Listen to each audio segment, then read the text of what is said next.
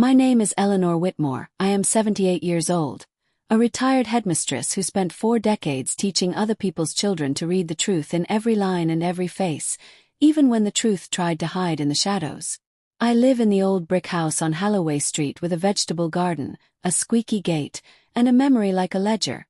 Nothing goes missing from it, not even love, and certainly not betrayal. Tonight, betrayal knocks like thunder. Do you feel it already? The front door bursts open to the cold blue wash of police lights and my son Richard shouting, "She killed him! My own mother killed him!" His voice shakes with outrage so perfect it could win an award. I use the widow's cane I don't actually need and stare past him at the officers carrying a sealed evidence bag. Inside, my antique candlestick, smeared with blood that looks black under the porch light. You're wondering whose blood that is, aren't you? "Mrs. Whitmore, you're under arrest for the murder of Harold Pike," says Detective Paul Mercer, a square-jawed man whose eyes flicker over everything. Harold, my widowed neighbor who brings me dahlias and complains about his tomatoes, was found face down by the hedges. The candlestick has my fingerprints. Richard holds his breath, like he's waiting for applause. Why does a son wait for applause when his mother is in handcuffs? As they lead me down the steps, I don't struggle. I simply turn to the old brass door knocker shaped like a lion, my husband's proud purchase half a century ago. The lion's mouth hides a tiny modern screw that doesn't match the antique metal around it. Months ago, I replaced the knocker myself. There's a little lens there now, watching. Still with me. "Mom, why?" Richard whimpers, stepping closer so only I can hear. Under his fresh soap and expensive cologne, he smells like panic and ambition. "You've ruined everything." I raise an eyebrow because he's telling on himself and doesn't even know it. What exactly is everything? The squad car door opens with a groan. Inside smells like old vinyl and coffee. Detective Mercer hesitates, glancing back up at my porch, at the knocker, at the light above the door that flickers in a deliberate rhythm. 1 2 pause. 1 2. I set that rhythm weeks ago, a message only the right eyes would read. "Are you watching for patterns, detective?" "Mrs. Whitmore, anything you say can be used." He begins, but I lean in and whisper, "Check the clock." Not the living room clock that's always a minute fast. Not the mantel clock Richard hates because it ticks like a scolding. The kitchen clock. Camera. Where time will separate the living from the lying. Ready for the fall. Back on the porch, Richard turns the color of milk as his phone buzzes. He looks at the screen and his mouth does a little quiver. He doesn't know which of his messages just unraveled. He doesn't know which of his stories just stepped on its own tail. "Would you like to know which one?" "Let's go," an officer says. The door shuts, and the world narrows to glass and breath and the heartbeat of a plan that started the day my son learned to counterfeit tears. As the car pulls away, the lion's mouth on the door glints, and in that glint is the cliff's edge where tonight's story began. Because before my son tried to frame me for murder to invalidate my will, I set a frame around his greed and waited for the picture to expose itself. Want to see how the frame was built? If this opening gripped you, hit like, subscribe, and tell me where you're watching from. Your comments help the story continue. Richard was born handsome and impatient, a baby who howled until he got the bigger slice and then howled again because someone else still had a slice at all. He grew up in a house full of books and bribes. His father rewarded good grades with coins, I rewarded honesty with praise, but Richard discovered a third economy. He traded in sympathy. He could bruise his own shin on the coffee table and make the room apologize to him. Doesn't every family have a magician who learns to vanish responsibility? As a boy, he learned people's tells. How Mrs. Larkin's eyelids trembled when she lied about raffle money. How our pastor's voice softened when he asked for just a small donation. He collected tells like baseball cards, and by university he knew how to arrange a tableau that told a story. I'm the victim. I'm the hero. I'm whatever gets me what I want. You see where this might go. He studied finance, dropped out for a startup, married a girl named Vanessa who loved glittering dinners and glittering promises. He courted investors like a peacock but paid vendors like a disappearing magician. Then came the lawsuits, the bounce checks, the little late-night calls. "Mom, it's not what it looks like. It's an accounting delay. Why do delays always ask for money?" By 50, Richard had the posture of someone dodging falling ceilings. Vanessa left, and he replaced her with a Maserati he couldn't afford and friends who laughed too hard at his jokes. He returned to my porch often, wearing a smile that asked for wire transfers and forgiveness. I gave him tea and asked for truth. Tea was easier. Isn't it always? The thing about being a headmistress is you develop a sixth sense for patterns that repeat until they break. My Will left the house to a community literacy foundation with my grandchildren as trustees, and a modest stipend for Richard contingent on sobriety, therapy, and honest employment. He called it humiliation in legal language. Called it a lifeline. Which one do you think he believed? Then he discovered a clause. Any felony conviction or successful civil judgment for fraud would nullify his stipend and keep his access locked. He raged, he sulked, and then he got clever. If she's incompetent, the will can be challenged. I overheard him whisper on a phone call he thought I didn't hear. If she's in prison, even better. Imagine your child shopping for your downfall like a suit. Do you keep quiet or make a plan? I replaced the lion's knocker with a camera. I placed another in the kitchen clock, its face clean as a confession. I taught Mrs. Larkin, who was forever peeking through curtains, to water her chrysanthemums at new hours. I invited Harold Pike for tea on Thursdays, then changed it to Fridays, then back again, and told him I was practicing spontaneity at my age. We laughed. Meanwhile, I changed the bulbs in my porch light to smart ones that could wink in Morse at anyone who knew how to read. Who do you think learned to read first, my students or the detective who used to be one of them? One night, I found a smear of cornstarch under the mantel where the candlestick sits, a powdery ghost of a plan. I didn't clean it. I moved the candlestick into my bedroom and put a duplicate from a second-hand shop on the mantel, an almost twin with a tiny nick near the base. I touched it without gloves on purpose. What would you have done? Because when someone plans a story about you, your job is to give them a better story, one they can't help starring in. The first rule of framing greed is simple. Leave the frame where it can see itself. Want to watch it happen? If you're hooked, drop a comment with your city and subscribe so you don't miss the next chapter.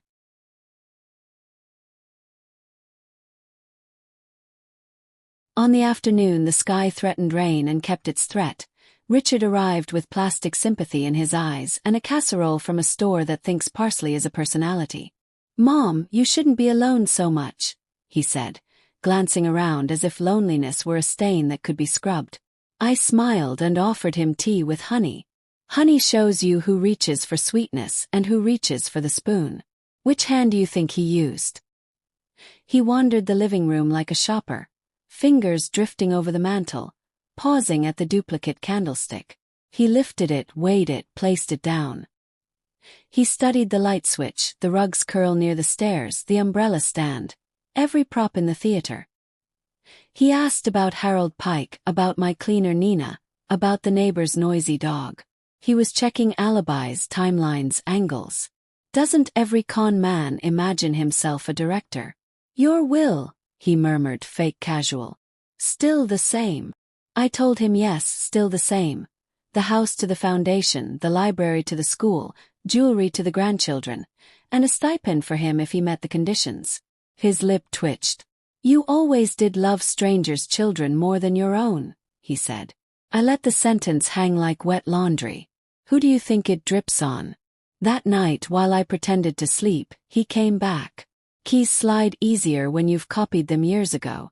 Through the crack of my bedroom door, I saw his silhouette glide across the floor to the mantel downstairs. Real slow, real careful. From the kitchen clock, the little lens blinked. He used gloves. He took the duplicate candlestick and slipped it into a bag. Then he did something almost tender. He looked up at my bedroom door and whispered, "Don't make me do this."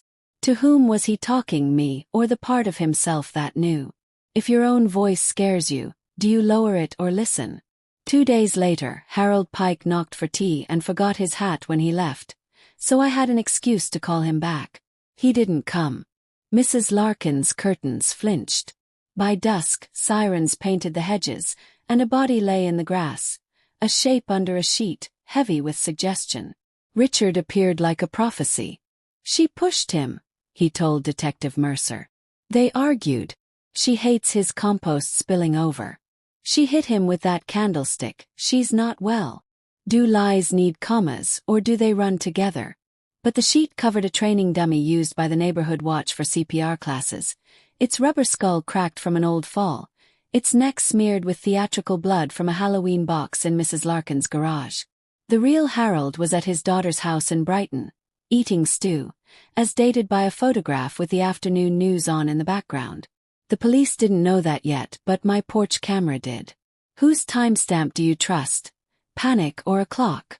Mercer bagged the duplicate candlestick, my fingerprints shining where I'd left them, and kept glancing at the porch light flick. I raised my wrist. Check the clock, I repeated as if asking for more sugar. He didn't answer, but he looked. When a former student stares at an old teacher, there's a conversation that doesn't need words. Are you hearing it now? They drove me away, and the night swallowed the house. But night is when seeds crack and push their first root into the soil. Greed had planted itself in my son a long time ago. I had just watered it enough to show how tangled it had grown. Are you ready to see which way it twists? Like, subscribe, and tell me your country if you're staying for Chapter 4. Your support keeps the tale unfolding.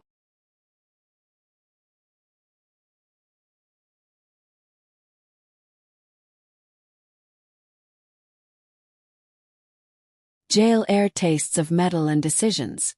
A woman with a sunflower tattoo asked if I did it. I told her I was a teacher.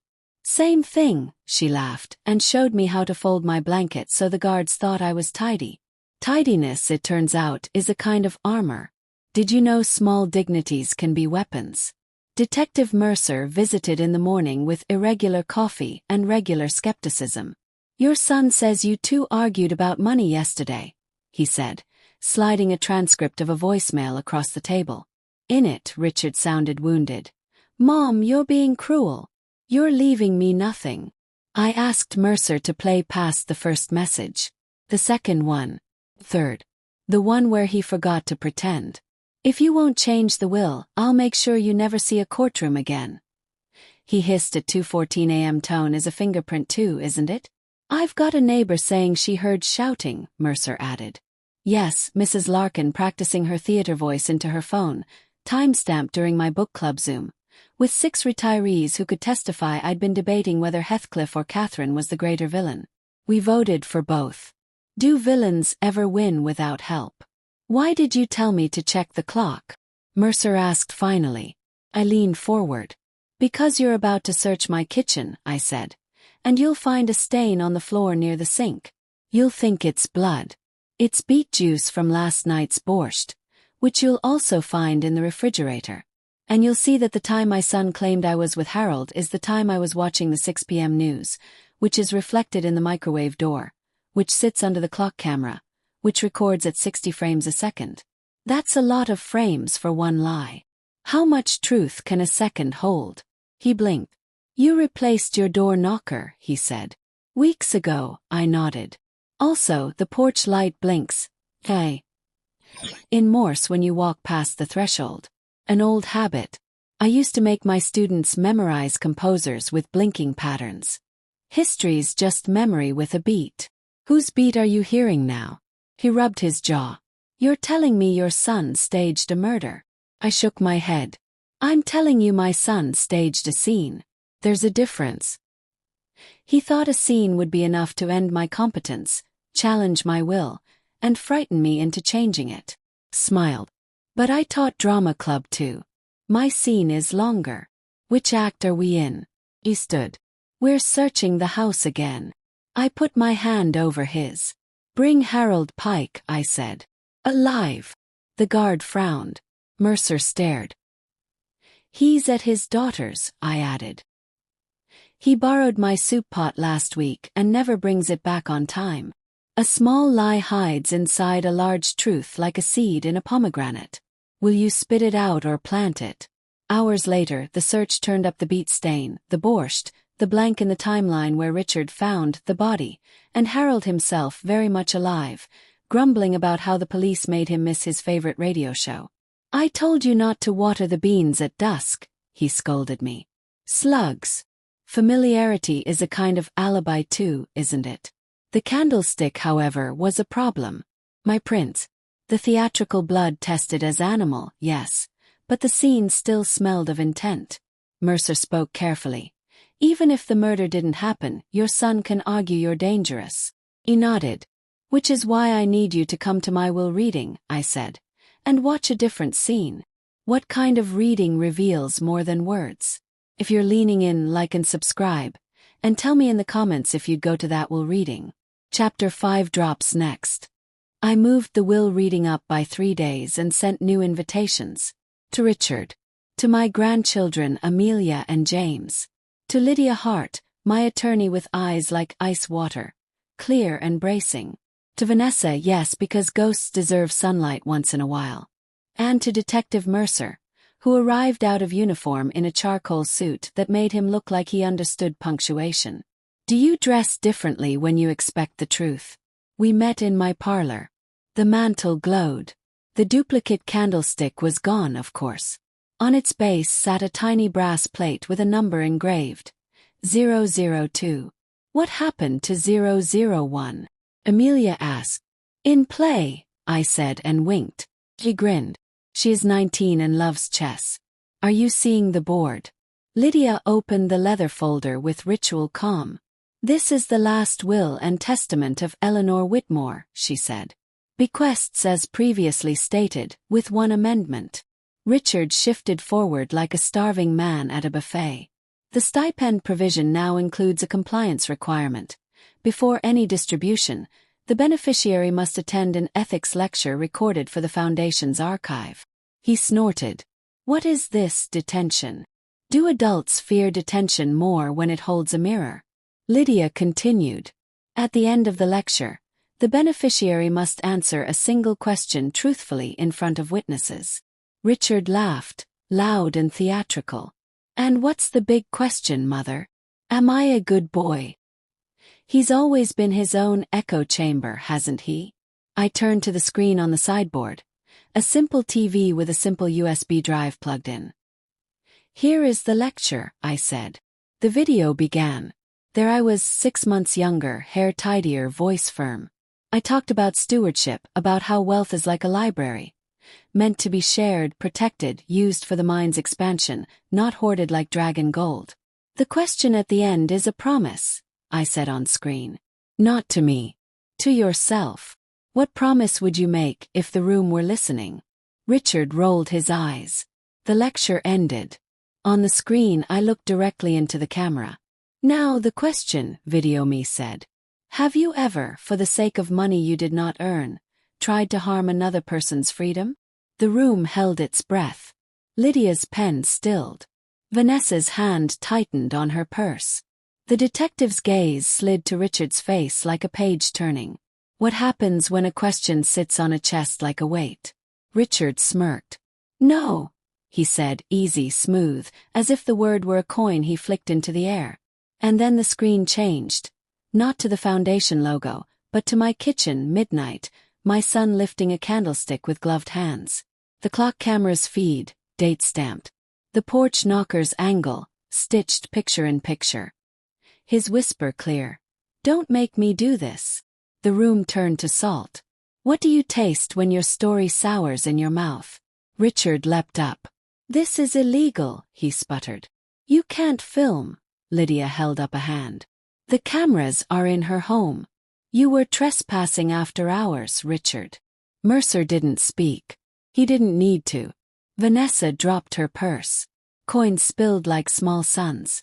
Amelia's eyes shone, not with malice but with relief so sharp it looked like grief.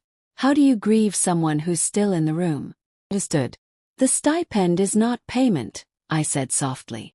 It's a promise that you will not try to turn your mother into a headline for money. You already broke the promise. Richard's face drained. He reached for the door, but we hadn't started Act 3 yet. Shall we? If your heart's pounding, smash like, subscribe, and tell me what you think the consequence should be. Chapter 6 is next. Consequence, like thunder, builds before it breaks. Richard's lawyer, a man named Graham with a predator's tie, sent a letter within 24 hours demanding I cease slanderous displays and restore equitable access to my estate. Lydia replied by courier with a smile shaped like a paragraph. "See you in court," it said without ink. "Do you prefer battles in sunlight or shadow?" Detective Mercer arranged an interview with Richard. He played the footage. He asked about the duplicate candlestick, about the late-night entry, about the anonymous call to the station from a burner phone reporting a woman screaming next door. The burner was traced to a kiosk across from Richard's gym. The gym's camera caught his profile. Profiles tell stories even when faces pretend not to. What part of ourselves do we forget is visible? Richard pivoted. "My mother is deteriorating," he said. "She's paranoid. She imagines plots. I was checking on her. The candlestick. I took it to have it polished as a surprise. The call. Must be a coincidence. Lies like that require helium. They rise and float until they pop. When do they pop?" In the courthouse, he tried to have me declared incompetent. He said I was vindictive. He said I was cutting him out to spite him. He called me Mrs. Whitmore like a stranger. Lydia asked me 2 questions on the stand. My name and my mission. "Eleanor Whitmore," I said. "To leave the house better than I found it." The judge, a woman with patience braided into her hair, nodded minutely. How many truths fit inside one sentence? Then Lydia wheeled in a TV again. "Your Honor, Exhibit C," she said. "The will lecture." Question. The midnight footage. The frantic text from Richard to Vanessa. "It has to look real. If she's arrested, the will challenge is easy. Then I'll settle with the foundation and get cash flow." The timestamps danced together like guilty partners. Vanessa, bless her weather-vaned heart, had forwarded the texts after realizing the wind had changed. What makes a heart turn toward the sun, fear or hope? The judge denied Richard's incompetency petition, referred his actions to the district attorney for review, and praised Lydia's use of preventive transparency. "Ms. Whitmore," she said to me, "I suggest you consider protective orders regarding your home." Smiled. "Your Honor, I've already changed the locks." Locks are promises too, aren't they? Outside, reporters' microphones bloomed like dandelions. "Did your son really try to frame you?" one asked. I looked into the camera the way I looked into my classroom of 7th graders the year the school board cut the library budget. "Greed makes good people do unforgivable things," I said. "But forgiveness without accountability is just permission." The microphones leaned in, greedy for a second bite. "What happens when you refuse to feed them?" That night, my porch light blinked steady for the first time in weeks. The kitchen clock watched the empty room. And still I didn't sleep. Because you don't end a lesson halfway, not if you want it to stick. The plan wasn't simply to survive my son's betrayal. It was to teach him, and anyone watching, the cost of betting against the truth. Ready for the final leg? Tell me where you're watching from, drop a like, and subscribe if you believe accountability matters. Chapter 7 continues the reckoning. You don't change a man like Richard with a verdict alone. You change him by removing the stage and letting him hear his own voice in an empty theater. So I invited him to breakfast. Yes, after everything. The table was set with eggs and silence. He arrived late, as always, dragging the smell of defeat like smoke. Do some people only arrive when the fire's already out? "I'm suing you," he said by way of grace. "Of course you are," I said, passing him salt. He didn't take it. He never seasons anything himself. "Change the will," he demanded. "Make it fair." I spread jam. "Fair is not the same as easy," I said. "Which one do you want, son?" He didn't answer. Do you hear how silence answers the wrong questions? I slid a folder across to him. Inside, copies of the trust for Amelia and James, Their roles as trustees for the foundation that would run the house as a literacy center. Their stipends tied to service hours tutoring neighborhood children. You always preferred other people's children, he muttered again, but softer now, like he was trying to remember why it had stung. No, I said.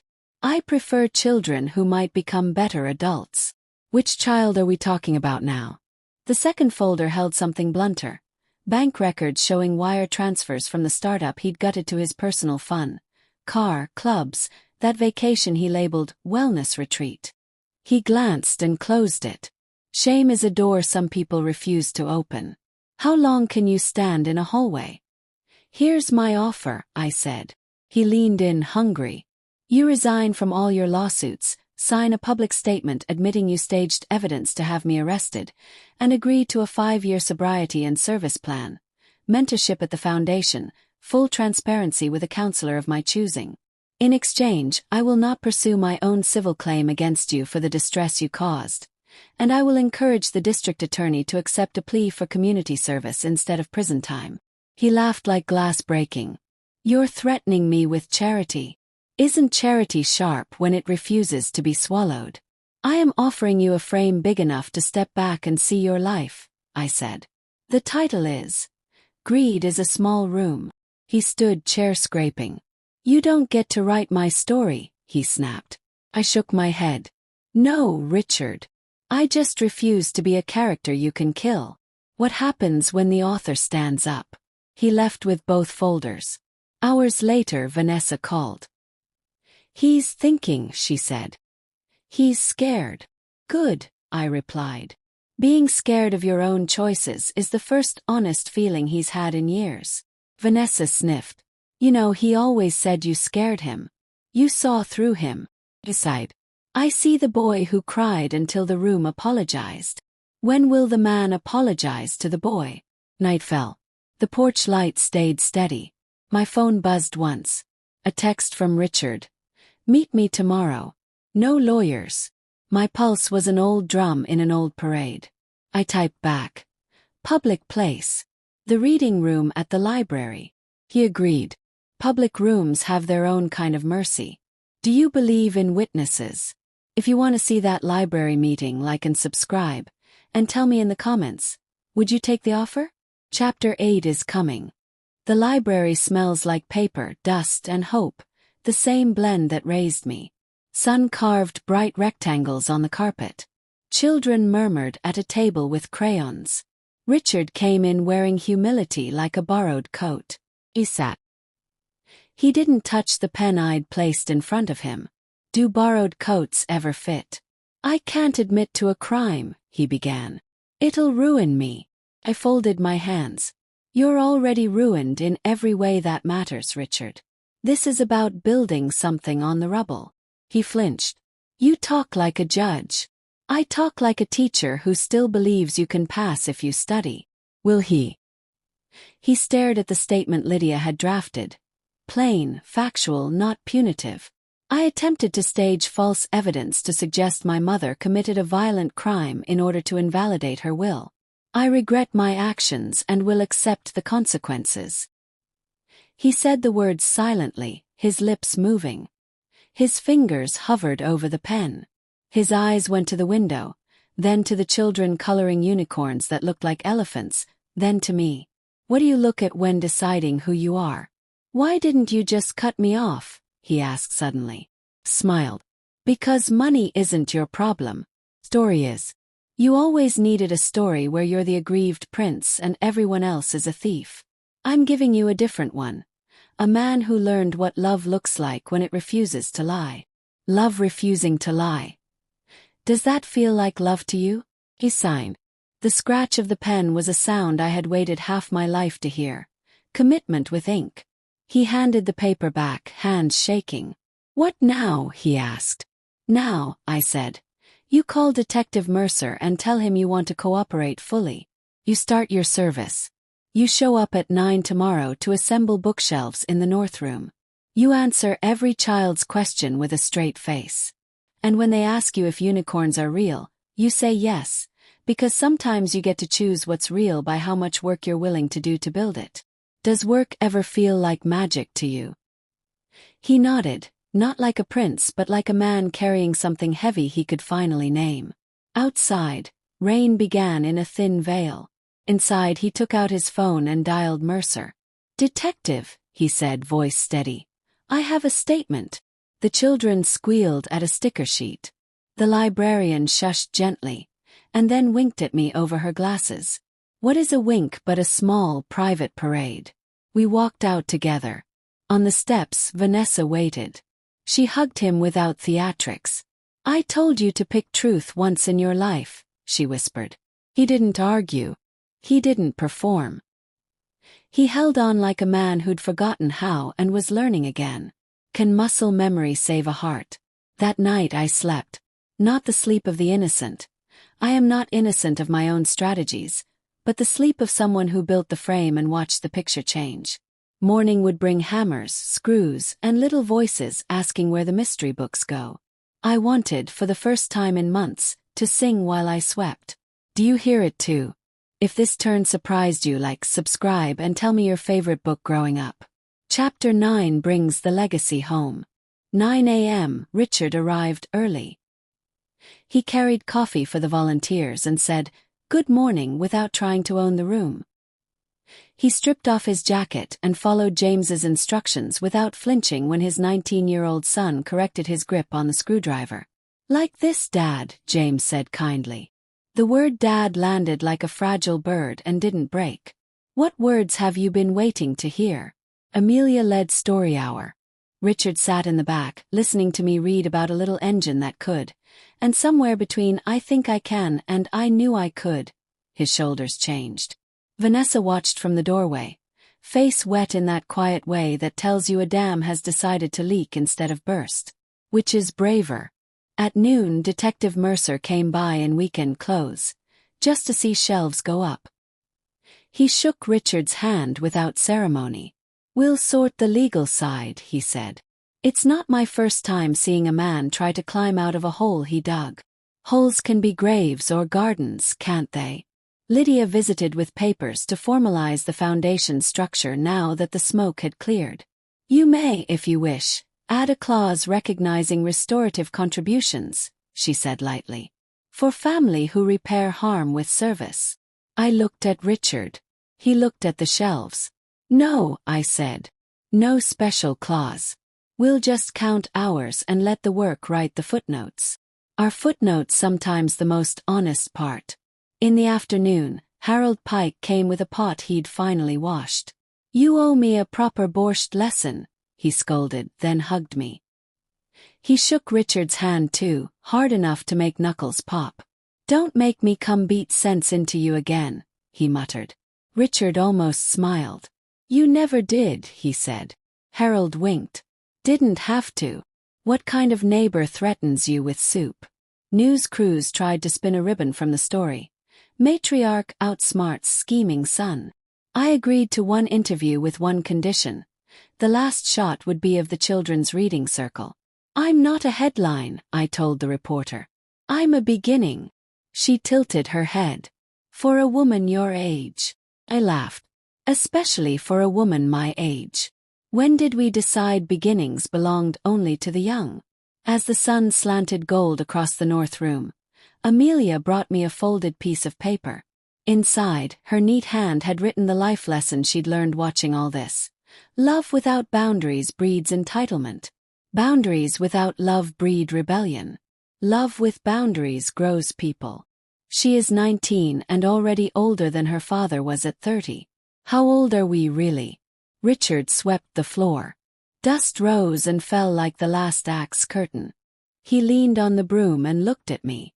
"Mom," he said, the word small, "thank you for not giving up on me." I put my hand over his on the broom handle. "I didn't," I said. "I gave up on your lies." Which is sometimes the only way to save the person beneath them. Do you see him now? Tomorrow, the district attorney would offer a plea. No contest to filing a false police report, community service at the center, restitution to the city for wasted resources. He would accept. The Maserati would be sold. The clubs would miss him. The children would not. But there was one more frame to set before the story could hang straight. "Shall we?" Tap like and subscribe if you felt that shift. And share the lesson you're taking from this. Chapter 10 Ties the Bow. The ceremony was simple. Sunlight, lemonade, a ribbon across the doorway to the Eleanor Whitmore Literacy House. Neighbors came with pies instead of opinions. The mayor sent a plaque. Amelia gave a speech about stories that refused to end in bitterness. James thanked volunteers like a young man who finally understood that gratitude is a form of strength. Do you remember your first ribbon cutting? I spoke last. I want to tell you how this place came to be, I said, voice steady. My son tried to frame me for murder to invalidate my will. Gasps fluttered like birds startled from a tree. But I framed his greed instead. Not with lies. With light. With questions. With a chance to choose truth in front of witnesses. I held up the old kitchen clock, retired now, its lens removed like a thorn. Time will always expose what we do for love and what we do for money. Which side are you standing on? Richard stepped forward. He took the microphone. I am the son, he said plainly. No excuses. I hurt my mother. I hurt this community. I am here to repair what I can. If you see me sweeping floors or shelving books, don't thank me. I'm just doing what I should have been doing all along. The crowd was silent for a heartbeat, then someone started clapping. Harold, of course, with those big gardener hands. Others joined. Applause can mean many things. Today it meant proceed. Would you have clapped? Cut the ribbon. Children poured in like bright marbles rolling across old wood. The room filled with crayons and questions. Are you a real teacher? One little boy asked, chin sticky with lemonade. Always, I said. And you? He puffed his chest. I'm a reader. We shook on it. Contracts don't always need lawyers, do they? Later, after the lemonade was gone and the floor was clean, Richard and I sat on the steps. What would have happened if I hadn't signed? He asked. I looked at the street, at the house across where Mrs. Larkin was pretending not to watch. You would have stayed a man in a small room, I said.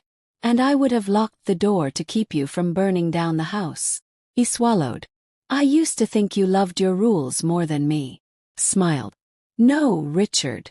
I loved you enough to have rules. Can love be measured in boundaries? He stood, pockets empty in a way I trusted for the first time. I'll be back at 7 tomorrow, he said. Morning shift. He hesitated. Mom. Yes. Thank you for the frame. I laughed softly. Build me a picture I'll be proud to hang. He nodded. I will. Do you believe him? I went inside, past the shelves, past the reading circle where Amelia had left a note for the next day. Tell the kids that stories start at the highest peak sometimes, because that's where the heartbeat is loudest. I touched the words and turned off the lights. The house hummed like something alive. Maybe it was. Maybe legacies are just houses that learn to breathe. What house will your choices build? And as I locked the door, the porch light, steady now, no codes, no alarms, washed the steps in calm. I thought of all my students who grew up into complicated adults, all my neighbors who made mistakes and then made amends, all my ancestors who taught me that justice without mercy is a hammer without a hand to hold it. I thought of time and how it had decided, this once, to be kind. Will time be kind to you? I stepped into the night, a grandmother who refused to be a victim or a villain, only a witness and a builder. The lion's mouth on the door was just a knocker again. Clock, just a clock. The frame, empty and waiting for whatever came next. If you listen closely, you can hear paper turning quietly into possibility. Ready for the next story. If this ending moved you, please like, subscribe, and share this with someone who needs a reminder that love with boundaries can save a life. Comment where you're watching from and tell me which moment hit you hardest. Thank you for watching. A month after the ribbon cutting, the Eleanor Whitmore Literacy House thrummed with the soft thunder of little feet, the papery whisper of turned pages, and the steady scrape-sweep of Richard's broom. Most mornings he arrived before dawn, tea steaming in the chill, a man relearning the alphabet of humility one task at a time. You can tell when someone's hands are beginning to remember good work, can't you? He had started a Fix-It Friday for worn-out textbooks. Glue, gentle clamps, careful spines. while James logged service hours and Amelia taught a fearless crew of 7-year-olds to read aloud like their voices mattered. Sometimes I'd pause in the doorway and listen to them stumble, giggle, and then vault over words they'd once feared. Isn't courage often just the sound of a second try? Detective Mercer visited with a box of donated mysteries and a grin that said legal storms were passing. The Diaz signed the agreement, he told us quietly. Restitution, service, no jail if he keeps his end. Richard nodded, not grateful the way takers are, but grateful the way builders are. Like a man handed a level, not a ladder. Which tool would you choose if you were fixing your life? Vanessa began shelving in the afternoons, a quiet rhythm that made sense of her once noisy world. She and Richard spoke low and honest now. You could hear the scaffolding going up in each sentence. Once she caught me watching and blushed. "We're trying again," she said, words careful, like a fresh coat of paint drying. "Do you know the color of forgiveness when it finally holds?" Neighbors who had clucked and whispered now came by with stories instead of suspicions. Mrs. Larkin brought cuttings from her hydrangea and an apology bundled in twine. Harold showed up with a crate of tomatoes and a demand that the children learn borscht the right way. The mayor returned with a portable ramp after a parent in a wheelchair mentioned the back step was too high. Every problem was just a sentence we hadn't finished yet. What sentence in your life still needs its honest ending? That evening, as dusk poured honey over the roofs, I found Richard standing in the north room, staring at the empty frame we'd hung above the lending desk. We'd left it there on purpose, a reminder that not every picture needs a face. Some need a promise. He glanced at me. "I've been thinking," he said, voice steady, "about starting a Saturday workshop. Money without lies. Kids, parents, anyone. How to budget, how to spot scams, how to ask for help before the shame gets loud." He swallowed. "I wish I'd heard that at 15. Don't we all wish for the map we needed before the road bent?" I picked up a pen and, without ceremony, wrote a single card to place inside the frame until the workshop had its first flyer. On it, "Love with boundaries grows people." Underneath I added smaller, "Saturdays at 10. Ask Richard." He stared at his name like it belonged to someone he was finally meeting. When a man recognizes himself, you can feel a room get taller, can't you? We locked up. The porch light hummed a soft, ordinary glow. No codes, no signals, just welcome. On the steps, a little girl from Story Hour tugged Richard's sleeve. "Mr. Richard, are unicorns still real?" He crouched to her height and didn't look at me for the answer. "Yes," he said simply. "But only if we build them together." She considered this like a contract and stuck out a pinky. He hooked his to hers without hesitation. What future could possibly break a promise like that? We walked into the evening, the house breathing behind us.